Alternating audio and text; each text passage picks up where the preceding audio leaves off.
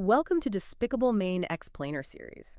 Today, government admits UFO and underwater alien bases are real. Buckle up, folks. The feds are spilling secrets like a lobsterman dumping a bad catch. And if even some of those secrets turn out to be true, wow, it changes everything. Human history, physics, you name it. We're here to try and, well, make sense of it all. It needs a lot of scrutiny. Exactly. That's our mission today. We're doing a deep dive into these, frankly, explosive UAP claims from 2025. And these aren't just random theories. They're coming from U.S. government officials, intelligence insiders. Yeah, the key is trying to separate the, let's say, verifiable testimony, the stuff rooted in actual intelligence processes from, well, from the working theories that can sometimes veer way off into sci-fi territory. It's tricky work, definitely, because the sources we've dug into, they present two really different but maybe connected claims about non-human intelligence and advanced tech. That's the core tension, isn't it? On one side, you've got this intelligence whistleblower, David Grush. His story is detailed. He says the U.S. has actual non-human craft, recovered them. Right. The government's hiding alien ships like snowmobiles in a barn, basically, suggesting this whole secret reverse engineering thing has been going on for ages. And then on the other side, you've got Representative Tim Burchett. He's saying, look, these entities aren't just old wreckage. They're here now, chilling in ocean condos, as you put it, deep underwater. So the big question for you listening is, what are we actually seeing here? Is this finally real disclosure backed up by credible people? Or is it just, a pile of fishy tales mixed with some government paranoia? It is complicated. Yeah. Because the secrecy part, that seems pretty verified, even if we don't know exactly what's being kept secret. Yeah, the story itself, even just looking at the source material we have, it's already twistier than a Bangor back road in a blizzard. No doubt about that. So let's start with Grush. His claims are more grounded in documents, official complaints, the whole exotic craft retrieval thing, and the alleged cover-up. Okay. And then after that, we'll dive into Congressman Burchett's ideas. The high-speed underwater stuff, USOs, these alleged deep-water bases. Right. So Section 1, the cosmic junkyard Grush and the non-human craft. Before we get into the claims themselves, maybe we should talk about Grush himself, because who he is matters a lot here, doesn't it? Absolutely. His background is, well, that's why this wasn't just dismissed immediately. David Charles Grush. We need to understand his credentials. Yeah, he's not just some random guy. He's a decorated former combat officer, served in Afghanistan, and he's worked for some serious intelligence agencies. Very serious. The National Geospatial Intelligence Agency, NGA. They handle the satellite intel, the overhead stuff, critical intelligence. And the National Reconnaissance Office, too, right? The NRO. That's right. The NRO runs the sky satellites. These aren't, minor agencies. They are at the absolute core of U.S. intelligence gathering. These folks see things. And his clearance level, that was highlighted, too. Crucial point. He held a top secret compartmented information clearance, TSSCI. Which means, for people who don't live in that world, it means access to the really sensitive stuff, information that's compartmentalized even within the intelligence community. You only get it on a strict need-to-know basis. It's access to the deepest secrets. Wow. Okay. And he wasn't just some analyst tucked away, right? He was involved with the UAP task force directly. Yep. Directly involved. From 2019 to 2021, he was the NRO's representative to the UAP task force, the official group looking into these things. Okay. Then late 2021 to mid-2022, he actually co-led the UAP analysis efforts for the NGA. He was literally inside the government's own investigation of the phenomenon he's now blowing the whistle on. Right inside the machine. Okay, so let's get to it. The core claim. What did he actually allege under oath to Congress and the Inspector General? The main allegation is, well, it's staggering. Grush stated the U.S. government, its allies, defense contractors, they've been recovering craft of non-human origin. Like actual physical objects. Intact and partially intact craft, according to his testimony. Yeah. And not just historically. He said it's been happening for decades and it's still happening up to the present day. Okay, but the big question, how do they know it's non-human? That's a huge leap. Is it just weird shapes or something more? It's more than just shapes, according to what he reported from his sources. The determination came from analysis. Specifically, vehicle morphologies and material science testing. Material science. Okay, break that down. What does that actually mean in this context? How does it prove exotic origin? It gets technical, but basically they looked at the materials themselves. He mentioned findings of unique atomic arrangements and radiological signatures. Unique atomic arrangements, like stuff not on the periodic table or put together in ways we can't replicate. Potentially, yes. Or materials with isotopic ratios that just don't occur naturally on Earth. Think. Perfectly structured crystals at a scale we can't manage. Or alloys with elements combined in ways that defy known metallurgy. Stuff that, when analyzed, screams, not made here. Okay, I get it. The building blocks are just wrong. Or impossible by our standards. What about the radiological signatures? That points towards, potentially, the power source or propulsion. Imagine finding radiation traces that don't match any known nuclear reaction, any conventional engine, not even our most experimental stuff.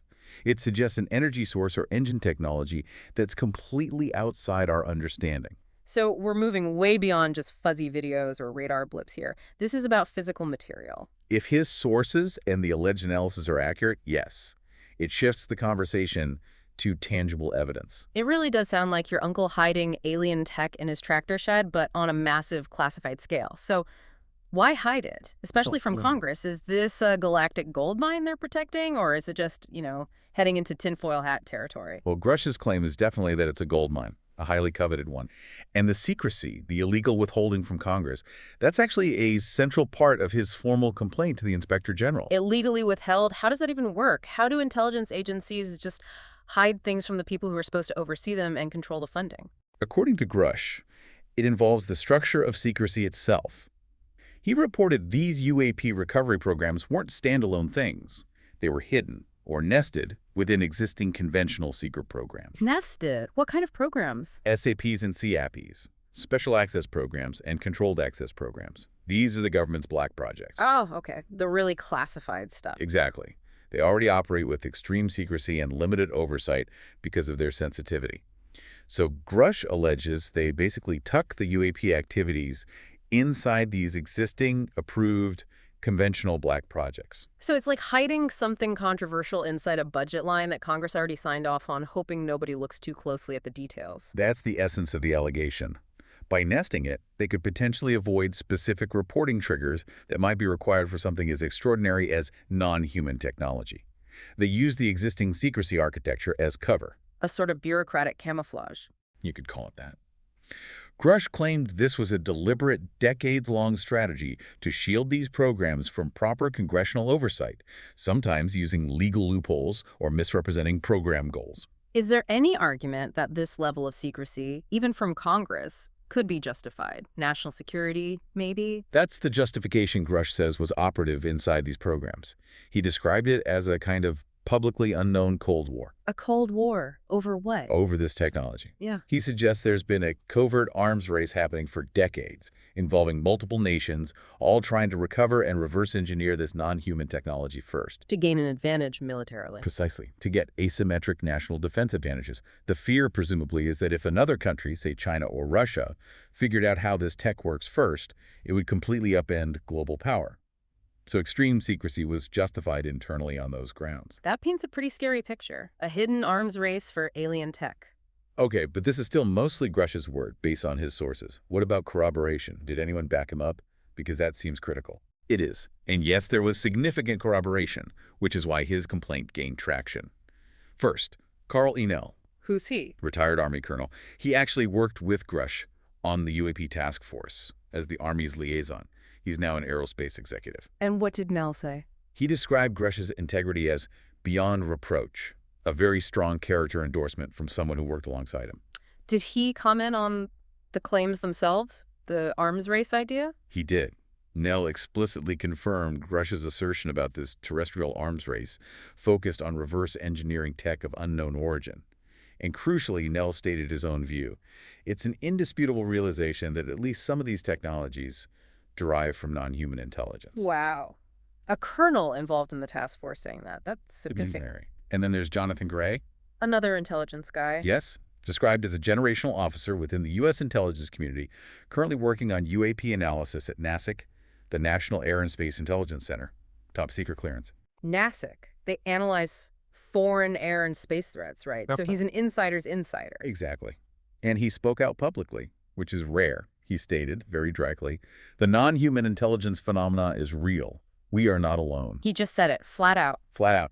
And he also backed up the historical aspect, confirming these retrieval and study programs for exotic materials go way back, possibly to the early 20th century. So multiple credible high-level insiders are echoing Grush's core claims. That adds a lot of weight. It does. But the real game changer, legally speaking, was the Inspector General finding. Right, the ICI'd.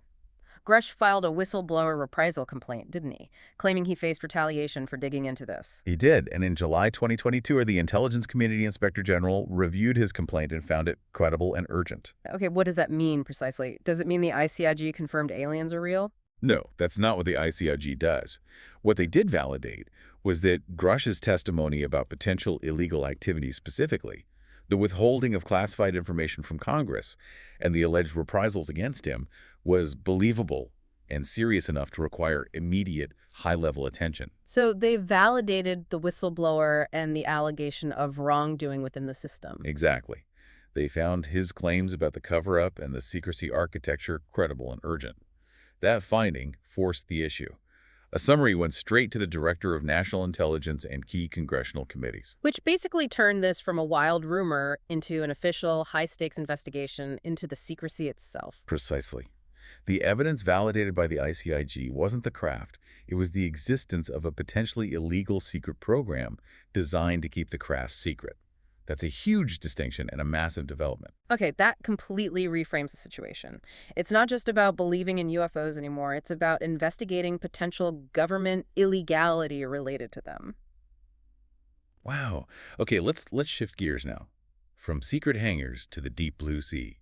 Congressman Burchett. Right. Section 2. Oceanfront property for E.T. Burchett's deep water bases. This takes us from Grush's focus on recovered artifacts and hidden programs to where these things might actually be operating now. Yeah, Burchett. He co-chairs the UAP caucus in Congress, so he's involved.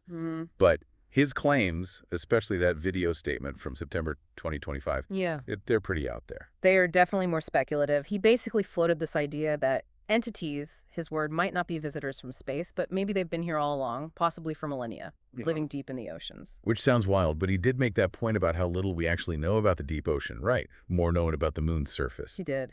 And that vast unknown does offer, theoretically, incredible cover. If something wanted to hide, the deep ocean is arguably a better place than anywhere on land or even in space. And his claims center on these USOs, unidentified submerged objects. Yes. He cited reports, apparently from naval personnel, about seeing underwater craft moving in speeds that just shouldn't be possible. What kind of speeds are we talking? He mentioned figures like hundreds of miles an hour underwater. Hundreds? Underwater? How does that even compare to our own best subs? It doesn't really.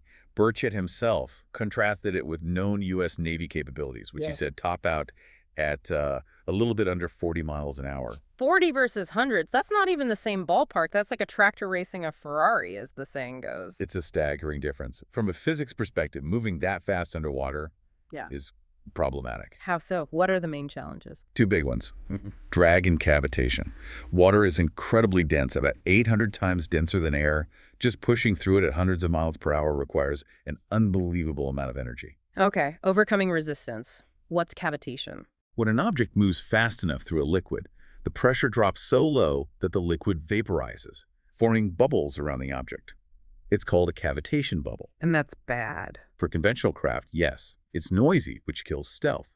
And when those bubbles collapse, they do so violently, creating shock waves, heat, vibrations. It can literally tear a normal hull apart. Our fastest torpedoes use supercavitation, creating a stable bubble to reduce drag. But controlling it is incredibly difficult, and it's still nothing like the speeds being described here. So for something to travel hundreds of miles an hour underwater and survive, it needs physics we don't understand, or materials we don't have. Or both. Yeah. It implies either some kind of hyper-advanced supercavitation technology far beyond ours, or maybe something even more exotic, like manipulating space-time itself to reduce drag and inertia concepts, often linked to the kind of recovered tech Grush was talking about. Right, so Burchett's underwater claims almost require Grush's recovered tech to be real and actively deployed. It connects the dots, in a way, which leads to the idea of bases. Where does Burchett think these things are hanging out? He mentioned a higher propensity of sightings around these 5 or 6, I believe, deep water areas. Yeah. He didn't list them all publicly in that statement. But other researchers, like the ones cited in our source material, have pointed to specific spots, right, based on activity and maybe proximity to military zones. Yes. Places known for weird activity in deep waters often come up. The Bermuda Triangle area, the Puerto Rico Trench, both incredibly deep and near major shipping lanes or coastlines. And Dr. Michael Sala, the UFO researcher, he mentioned the Bahamas specifically. He did, particularly an area called the Tongue of the Ocean. It's a very deep trench dropping down thousands of feet right near Andros Island. And Andros Island is significant because Because it hosts AUDTEC, the Navy's Atlantic Undersea Test and Evaluation Center. AUDTEC. That place pops up a lot in UFO lore, sometimes called the Area 51 of the ocean, right? That's the nickname. Yeah. Officially, it's where the Navy and NATO test their most advanced underwater systems, subs, sonar, weapons. It's deep, remote, highly monitored. So the speculation is maybe these USOs are operating near AUDTEC, either watching us or using the Navy's own activity as cover, or maybe AUDTEC is even involved somehow. That's the implication Sala draws from whistleblower accounts.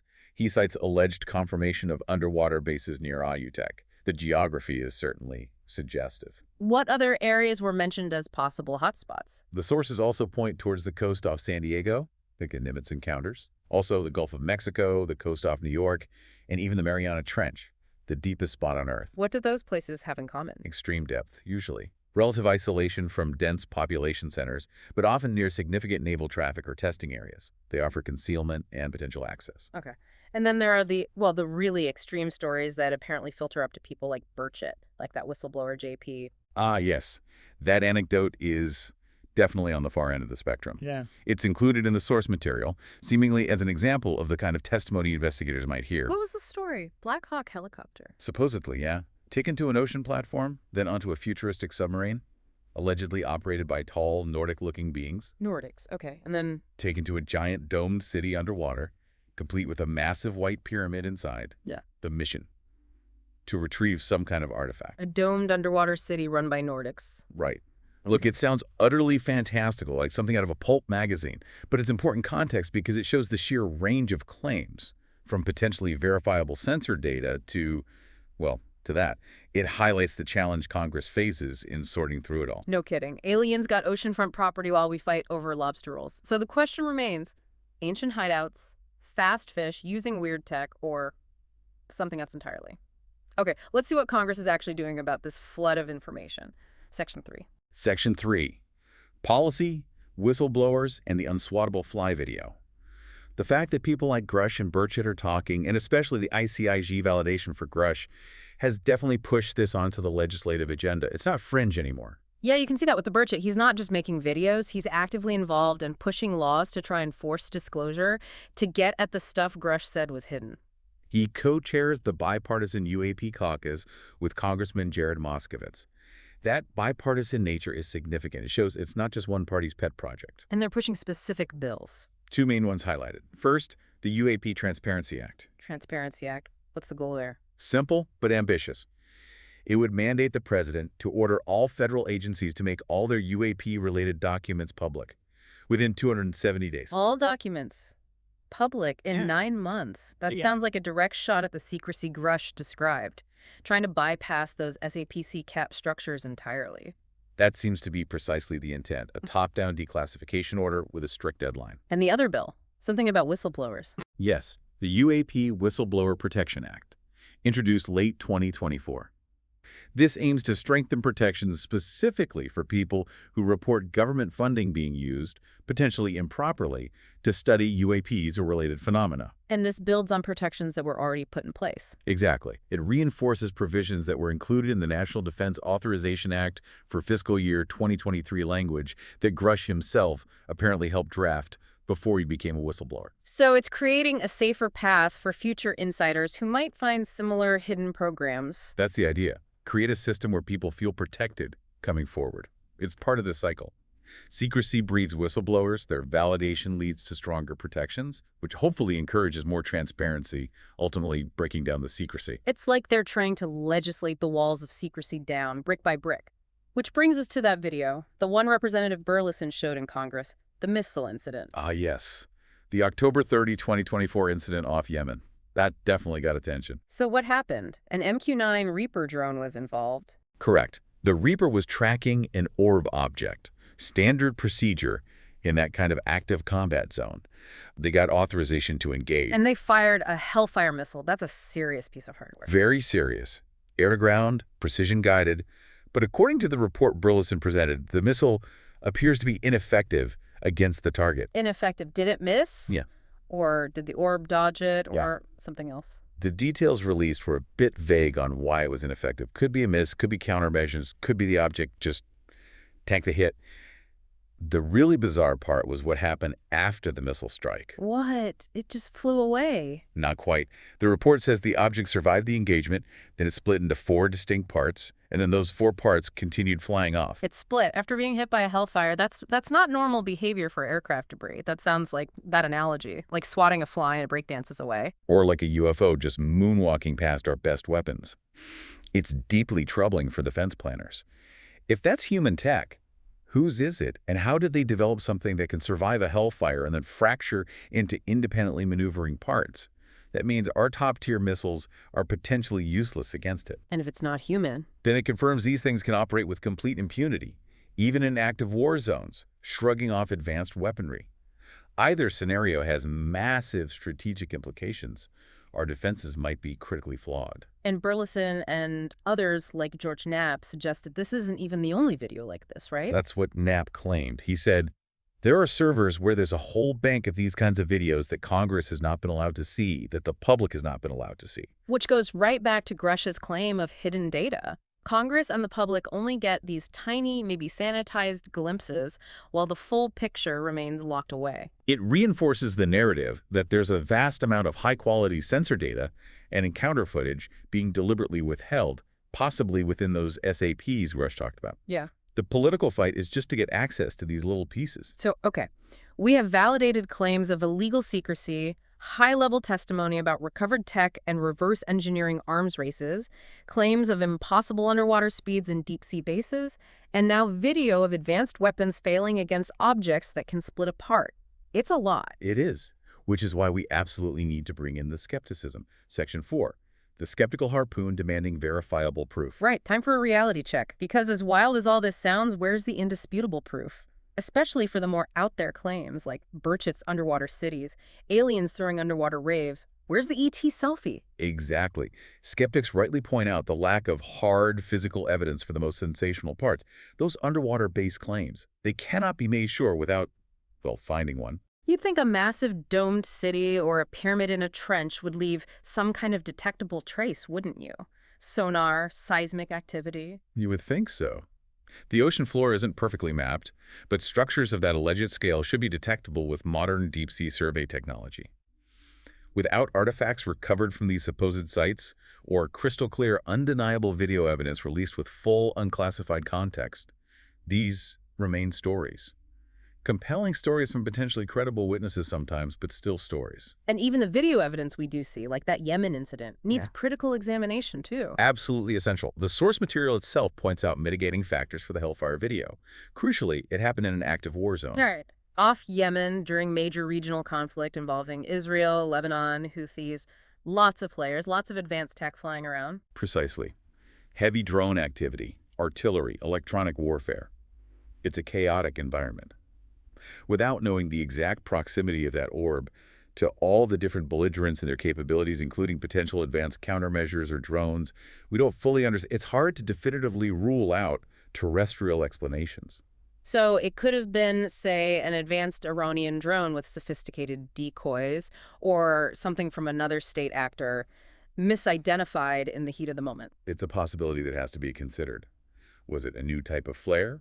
A modular drone designed to break apart? Was there electronic spoofing involved? Without the full sensor data, radar tracks, electronic warfare logs. We're just looking at one piece of a very complex puzzle. It could even be disinformation. Yeah, the analyst quoted in the sources put it bluntly. Anecdotal reports from military folks are compelling, but we need more than stories to rewrite oceanography. That sums it up, doesn't it? It does. It's like believing Bigfoot over a six-pack. The stories might be intriguing, but science demands more. It needs the body, or at least undeniable tracks. And we also need to remember the history here, right? The government and UFOs. It's a long, tangled relationship. Very long. Goes back to Truman, the Cold War. UFOs were a huge public fascination, but also sometimes a convenient cover for the government's own secret projects. Like the U-2 spy plane or the SR-71, people saw those things, didn't know what they were. And the Air Force could just say unidentified, maybe investigate it under Project Blue Book, and meanwhile protect the secrecy of their actual advanced aircraft. It served a dual purpose: gather intel on potential Soviet tech sightings and provide cover for their own cutting-edge stuff.